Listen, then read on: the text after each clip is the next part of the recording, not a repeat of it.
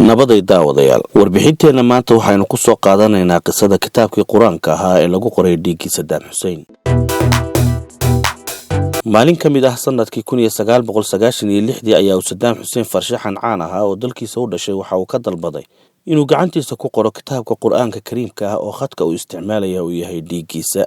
dalabkan ka hor oo ahayd 12 January 1996 waxaa dhaawacaad u culus magaalada Baghdad gudaheeda loogu geystay wiilka curad ee madaxweynaha Cuday Saddam Hussein ayaa mid ka mid ah jidadka magaalada caasimadda ah waxaa gaadhigiisa labada dhinac rasaas oo kaga furay koox abaabulneed oo doonaysay inay khaarajiso waxaana soo gaaray dhaawac weyn oo bilowgii ay dhakhaatiirta badankeedu aaminsanayeen inaanu ka kici doonin. Saddam Hussein oo la sheego in wiilkiisan uu aad u jeclaa warbixinta quustu ku badan tahay ee dhakhaatiirtuna maankiisa ku jirto ayaa nidar alla ku galay in haddii wiilkiisu ka kaco dhaawacan uu dhiiggiisa ka dhigi doono khad lagu qoro kitaabka quraanka kariimka ah. muddo kadib Cuday waxa uu ka soo noqday miyir doorsoonkii waxaanu bilaabay inuu dhaawaca soo gaaray ka soo kabto sidaas awgeed waxaa la yimi xilligii Saddam Hussein laga filayay inuu nidarkiisa oofiyo. waxa uu Saddam Hussein codsaday in loo keeno Abbas Shakir oo ahaa farshaxan caan ka ahaa dalka Ciraaq.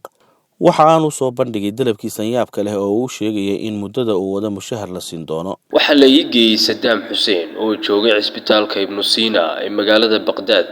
waxa uu cisbitaalka ku soo booqday wiilkiisa oo maalmo ka hor isku day khaarajin ahaan lagu dhaawacay. Saddam Hussein waxa uu iga dalbaday in aan dhiiggiisa ku qoro kitaabka quraanka kariimka ah.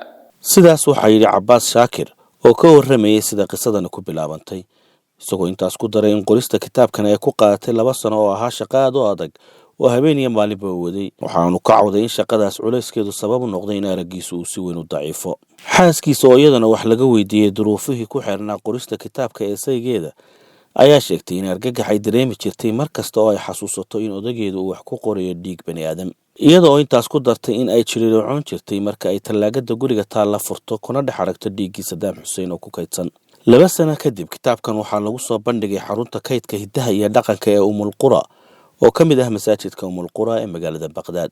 farshaxan Abbas Shakir oo waqtigan ku nool dalka Urdun waxa uu sheegay in caqabadaha bilowgii ka hor yimay ka mid ahayd dhiigga Saddam Hussein oo aad u adkaa sidaas awgeed ay adkaatay in wax lagu qoro, laakiin markii dambe uu talo ku helay in uu ku daro dhibco glucose ah si uu furfurmo fikirkaas oo uu sheegay inuu guuleystay. farshaxanku waxa uu sheegay markii uu qoraalka ku dhameystiray litirkii koowaad ee dhiigga Saddam Hussein in ay waraaqihii qoraalka ka qaadeen guddi gaar ah oo Saddam Hussein u magacaabay hawshan dhameystirkeeda. guddidaas waxa ay waraaqahan u geysay xeelleerayaal hubiya in dhiigga kitaabku ku qoran yahay oo adkaysi u leeyahay inuu muddo dheer sii jiri karo si loo hubiyo in aanu sanad kadib u tirtirmin. markii taas la hubiyay ayaa farshaxanka loo fasaxay inuu sii wado qoraalka kitaabkan. farshaxan Abbas Shakir waxa uu sheegay in marka uu dhiiggaas 1 litir dhameeyo loo dalban jiray litirka labaad oo loogu keeni jiray baco ay dusha kaga qoran tahay in laga soo qaaday cisbitaalka Ibn Sina ee magaalada Baghdad. waxaase dhici jirtay mararka qaar in dhiiggu muddo ka kala go'o taas oo Abbas ku macneeyay Saddam Hussein oo aad u mashquul badnaa sidaas awgeed ay adkaan jirtay in la helo fursad lagaga shubo dhiigga. dood badan ayaa dunida ka dhex abuuray kitaabkan oo ku qoran 27 litir oo dhiiggii Saddam Hussein ah. qaar badan ayaa u arkay inay tahay geesnimo uu muujiyay Saddam halka kuwa badan oo kalena ay u arkeen inay tahay axmaqnimo. sidoo kale waxa uu kitaabkan khilaaf ka dhex abuuray culimada diinta Islaamka oo ay badankoodu sheegeen in maadaama aanu dhiiggu daayar hayn ay xaaraan tahay in sidan looga faa'iideystay in kitaabka quraanka lagu qoro. markii Ciraaq uu Mareykanku qabsaday kooxihii mucaaradka kala aragtida duwanaa iyo dadweynihii u cadaysnaa xukunkii Saddam Hussein waxa ay bilaabeen inay burburiyaan wax kasta oo ay u arkeen inuu xiriir si uu la leeyahay Saddam Hussein ama xukunkii uu hogaaminayay. inkastoo ay jireen codad diidan burburintaas oo ay u arkayeen taariikh uu dalku leeyahay wanaag iyo xumaan mid kastoo ay tahayna mudan in la kaydiyo. inkastoo ay jireen codad diidan burburintaas oo ay u arkayeen taariikh uu dalku leeyahay wanaag iyo xumaan mid kastoo ay tahayna mudan in la kaydiyo, iyo kuwa Saddam Hussein u arkayay halyey dalka dhisay oo ay tahay in raadadkiisa la ilaaliyo, haddana waxa xoog batay kooxihii burburinta. si kastaba ha ahaatee Sheekh Ahmed Samarai oo madax u ahaa culimada muslimiinta sunniga ee Ciraaq ayaa markii uu Mareykanku qabsaday Ciraaq waxa uu kitaabkan dhiigga Saddam Hussein ku qornaa u qaaday meel ammaan ah. muddo sanad ah ayaana sida uu sheegay uu ku qorinayo gurigiisa iyo guryo kale oo ku kalsoon yahay, laakiin markii amnigu soo fiicnaaday waxa uu ku wareejiyay madxafka uu hore u ooli jiray ee masaajidka Qura.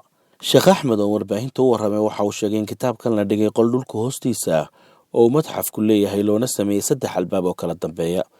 Sheekh Samarai ayaa hal albaab furihiisa haya.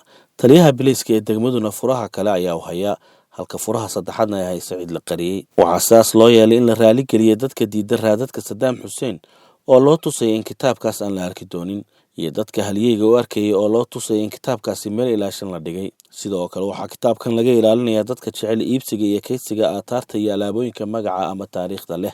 Waxaa la qiyaasayaa in kitaabkan haddii iib loo dhigo la siisan doono lacag malaayiin dollar ah, maadaama uu yahay raadka keliya ee laga hayo wax ka mid ah jidhkii Saddam Hussein oo dhiiggiisa ah. Sidoo kalena uu yahay kitaabkii abid ugu horreeyay taariikhda ee dhiig bani aadam ku qoran. Cabbaas Shaakir oo imika 53 sano jir ah waxa uu sheegay mushaharkiisa ka sokow in markii uu kitaabkan dhameeyay la siiyay abaalmarin lacageed oo markaas u dhigmaysay $3,000 oo Mareykanka ah. Marjaan Tube.